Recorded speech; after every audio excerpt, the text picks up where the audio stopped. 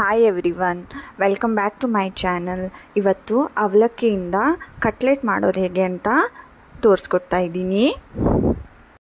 ಮೊದಲಿಗೆ ನಾನಿಲ್ಲಿ 1 ಕಪ್ ದಪ್ಪ ಅವಲಕ್ಕಿನ ತಗೊಳ್ತಾ ಇದ್ದೇನೆ. ಇದನ್ನು ಚೆನ್ನಾಗಿ ವಾಶ್ ಮಾಡ್ಕೊಳ್ಳಿ. 1-2-3 ಸಲನಾದರೂ ವಾಶ್ ಮಾಡಿಕೊಂಡು ಸ್ಟೇನರಲ್ಲಿ ಇಡಿ, 10 ನಿಮಿಷ ಇಡಿ.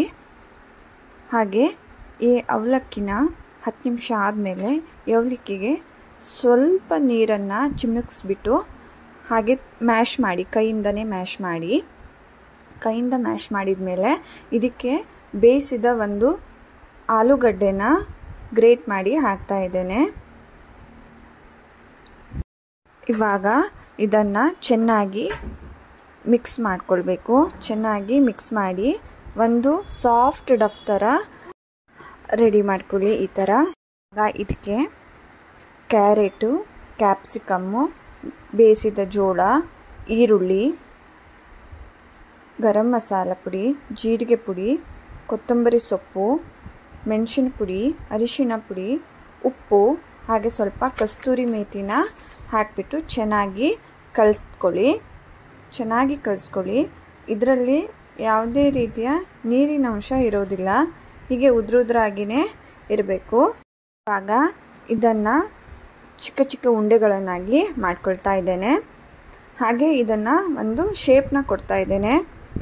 ನಾನಿಲ್ಲಿ ರೌಂಡ್ ಶೇಪ್ನ ಕೊಡ್ತಾ ಇದ್ದೀನಿ. ಪ್ಲೇಟಲ್ಲಿ ಸ್ವಲ್ಪ ಬಿಳಿ ಎಳ್ಳನ್ನು ತಗೊಂಡಿದ್ದೀನಿ. ಹಾಗೆ ಈ ಉಂಡೆಗಳನ್ನು ಇದರಲ್ಲಿ ಹಾಕಿಬಿಟ್ಟು ಸ್ವಲ್ಪ ಪ್ರೆಸ್ ಮಾಡಿ, ಚೆನ್ನಾಗಿ ಪ್ರೆಸ್ ಮಾಡಿ. ಹಾಗೆ ಇದನ್ನು ಒಂದು ರೌಂಡ್ ಶೇಪ್ ಕೊಡ್ತಾ ಇದ್ದೇನೆ. ನಿಮ್ಗೆ ಯಾವ ಶೇಪ್ ಇಷ್ಟ ಅದನ್ನೇ ಕೊಟ್ಕೊಳ್ಳಿ. ನಾನಿಲ್ಲಿ ಇವತ್ತು ರೌಂಡ್ ಶೇಪಾಗಿ ಮಾಡ್ತಾ ಇದ್ದೇನೆ.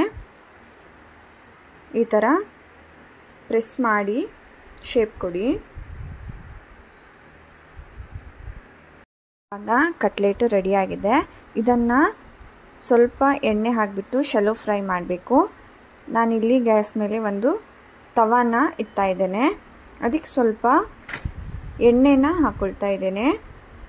ಹಾಗೆ ರೆಡಿ ಮಾಡಿಟ್ಕೊಂಡಂಥ ಕಟ್ಲೆಟ್ನ ಹಾಕಿಬಿಟ್ಟು ಎರಡೂ ಕಡೆ ಚೆನ್ನಾಗಿ ಫ್ರೈ ಮಾಡ್ಕೊಳ್ಳಿ.